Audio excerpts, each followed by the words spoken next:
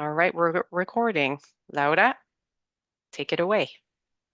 Bom dia, pessoal. Estou muito feliz de estar aqui com vocês hoje para a gente falar um pouquinho de ciência da felicidade.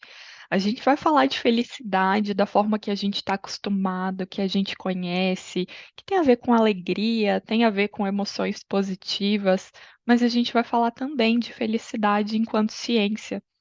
A gente vai conhecer aqui um pouquinho do modelo PERMA e entender como traduzir, como aplicar isso no nosso dia a dia.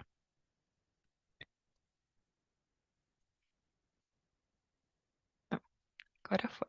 Então, bom. Vamos começar entendendo o que que é a psicologia positiva, né? A psicologia positiva foi a primeira ciência a estudar a felicidade, nesse aspecto científico mesmo, de sentar e falar, por que que a gente é feliz? Por que que a gente faz o que faz e o que que faz da nossa vida ser plena?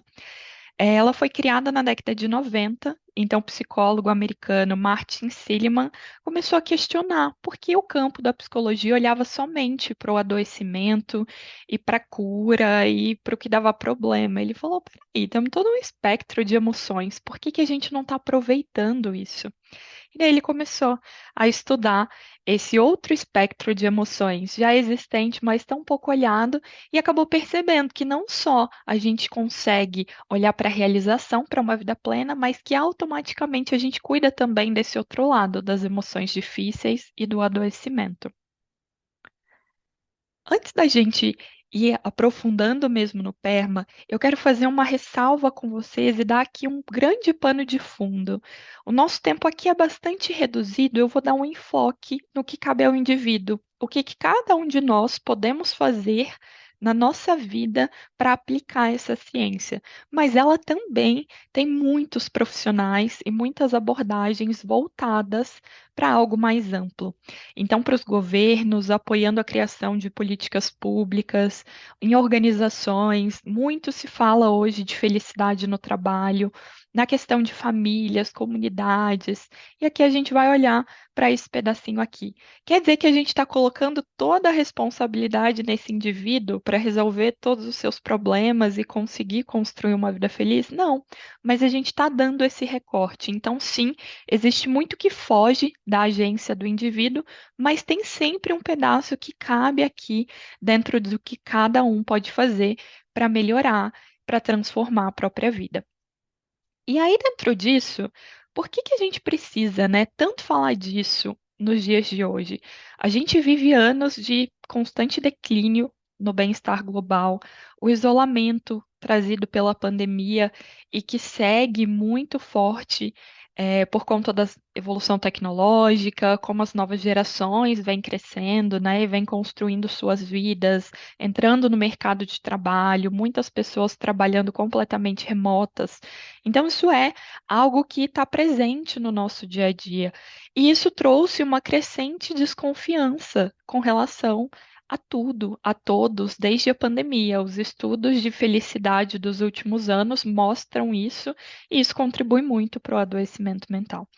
Algo que é importante lembrar também, que aqui a gente fala de ciência enquanto felicidade, felicidade enquanto ciência, que é algo maior, né, do que somente emoções positivas. Isso faz parte, mas é só um dos 5 pilares que a gente vai ver aqui e que hoje a gente já fala em mais pilares ainda.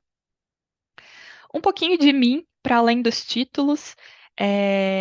Venho de uma cidade no interior de Minas Gerais, um estado, uma província aí bastante rural no Brasil.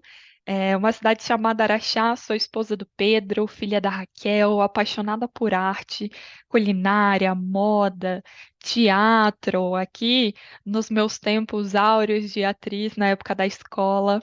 Eu hoje vivo no Canadá, no interior do Canadá, então essa foto é muito representativa. Tirando que não tem um monte de neve, eu brinco que eu vivo entre ursos e lagos.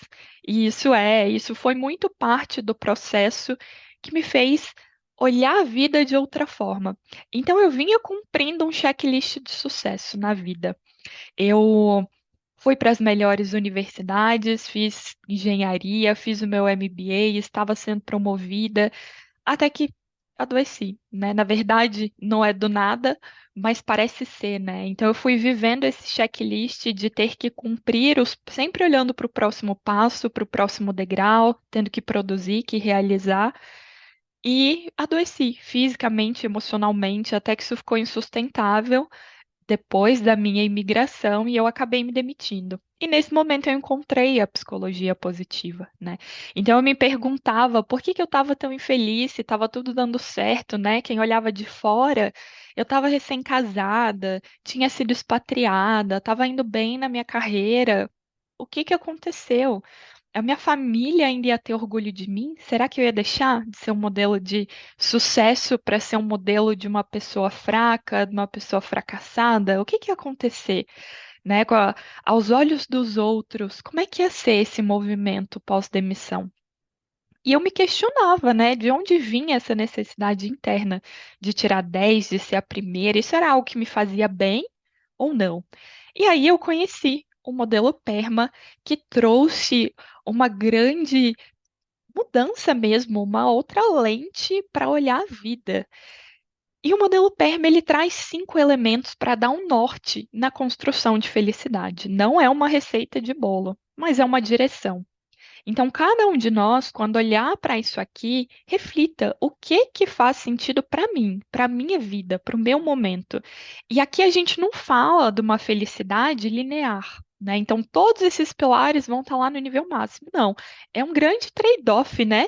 Roubando um pouquinho do inglês, é aquela constante negociação. Um pilar às vezes está mais alto, outro mais baixo. E é assim que a gente vai gerindo e construindo a nossa felicidade. O primeiro pilar, a gente vai falar do que é mais conhecido, emoções positivas. A ideia aqui é uma grande balança.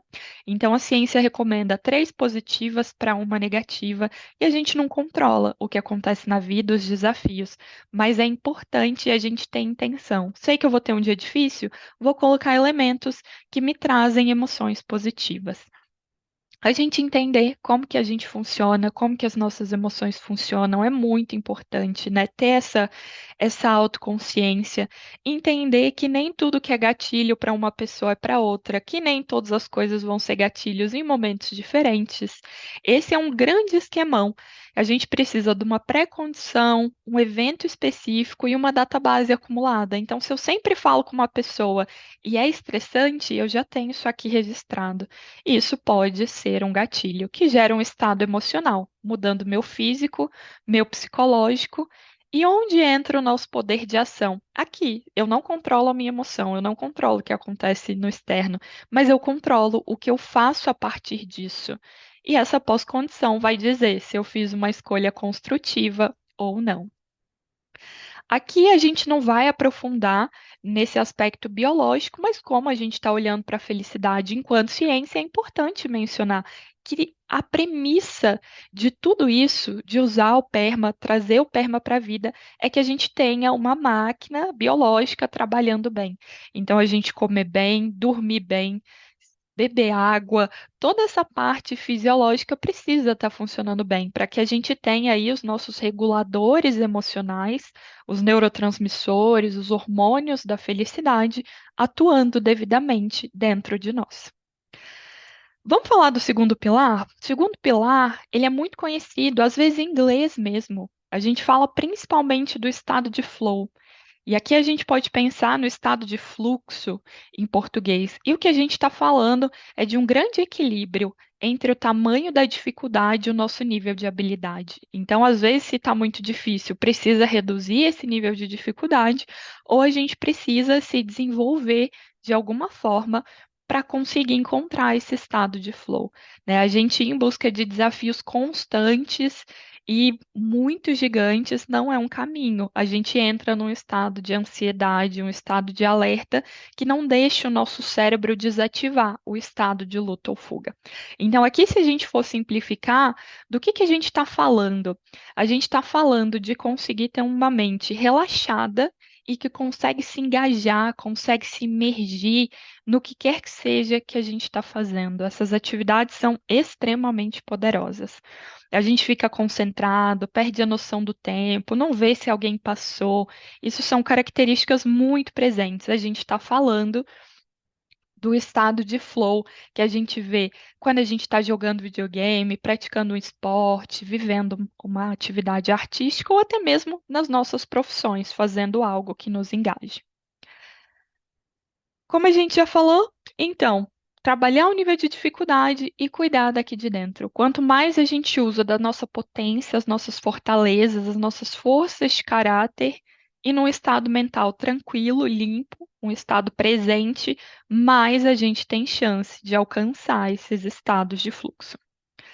Falando do nosso terceiro pilar do PERMA, ele é muito óbvio, né? Relacionamentos quase não, a gente não precisa definir. Mas o que que é isso diante da psicologia positiva? Para a psicologia positiva, são as relações que oferecem um senso de apoio, de amor e de valorização. A ciência já conseguiu provar que o que faz a gente viver mais e envelhecer com mais qualidade são os nossos relacionamentos íntimos. E algumas teorias aqui muito resumidas para a gente olhar para as nossas relações e entender qual o lugar delas na nossa vida. Tem intimidade, não tem dependência, não tem. É muito importante a gente ter essa consciência para olhar e colocar cada relação no seu devido lugar e viver com muita intenção. Falando do nosso quarto pilar, o pilar de sentido, ele, para mim, é um dos mais difíceis de explicar. A gente está falando de ser parte de um todo maior que si. A gente está falando da nossa contribuição para o mundo. Essa imagem, para mim, é super representativa. É como se cada um de nós fosse um grãozinho de areia. Olha quão pequeno a gente é. Quase insignificante, mas se não fosse cada grãozinho, existiria essa praia linda? Não existiria. Então a gente é pequeno, mas a gente faz total diferença na vida daqueles que estão à nossa volta. E aí, esse pilar, ele tem quatro subpilares que os estudos já apontam: o pertencimento, o propósito, a transcendência e o storytelling. Então, a gente ser visto e ver as pessoas que a gente se relaciona, a gente se sentir útil, a gente se perceber parte desse todo maior. E a história que a gente conta para si mesmo. Você, que história você conta para si mesmo sobre a sua vida, a sua jornada? E tem um componente aqui que também é muito importante nesse pilar, a espiritualidade. E aqui a gente não está falando de religião, a gente está falando sobre essa relação com o invisível. E por último, não menos importante, o nosso último pilar, o pilar da realização. Então é o que eu brinco que é o pilar que faz a gente se perder da nossa felicidade. A gente fica tão focado em realizar no que, né, tem o estereótipo do sucesso, eu vou comprar uma casa, eu vou ter um bom emprego, eu vou me casar, e a gente acaba esquecendo desses outros pilares. E às vezes buscando realizações que não estão alinhadas com o que é sucesso para a gente. Sucesso é definição íntima. Então, é esse sentimento de conquista, de eu consigo, eu me superei, e pode estar relacionado com um profissional, como uma graduação, por exemplo, mas também pode ser eu treinei o ano todo para participar dessa corrida e eu consegui me superar. Algo que, perguntas que são grandes nortes, né, para trazer o PERMA que a gente viu para dentro da nossa vida. Quais são os meus inegociáveis? Quais valores eu não abro mão? Como é a rotina que eu quero ter? Eu quero trabalhar de manhã, de noite, ter flexibilidade? Onde eu quero estar daqui 5, 10 anos? Como é a casa que eu quero ter? Trazer isso para detalhes bem práticos para ajudar a gente a enxergar como aplicar isso. Como eu disse, sucesso é uma definição íntima, então olhar para dentro, não é para fora, né? Ah, o que que a ciência está falando que faz a gente feliz? Isso é um norte, como que isso cabe na sua vida? Lembrar que a gente sempre tem escolha. Como a gente viu lá no gráfico inicial, tem muita coisa do lado de fora que influencia a nossa vida, mas tem sempre aquele pedacinho que está na nossa agência. E o que a gente faz com isso é nossa responsabilidade. A nossa economia pessoal de felicidade é o que vai traduzir tudo aquilo para a nossa vida. Então, como eu gasto meu tempo, a minha energia e o meu dinheiro, vai dizer se eu me aproximo ou me distancio do que é felicidade para mim. E a vida talvez seja isso, né? Eu acredito muito, depois de muito estudar felicidade, que a vida é essa busca por algo que não é mais que essa própria busca, essa caminhada. E a gente pode ser mais que feliz nesse estereótipo do feliz que a gente conhece, né? A gente pode florescer enquanto seres humanos, olhando para dentro e construindo essa vida com equilíbrio. Eu agradeço muito a atenção de vocês, espero que tenham conseguido levar um pouquinho do que é ciência da felicidade, que isso consiga ir não só para o trabalho de vocês, mas para a vida também. E se vocês gostaram, fiquem à vontade para entrar em contato e para apoiar o meu trabalho nas redes sociais também. Um grande abraço e fico à disposição caso vocês tenham alguma pergunta.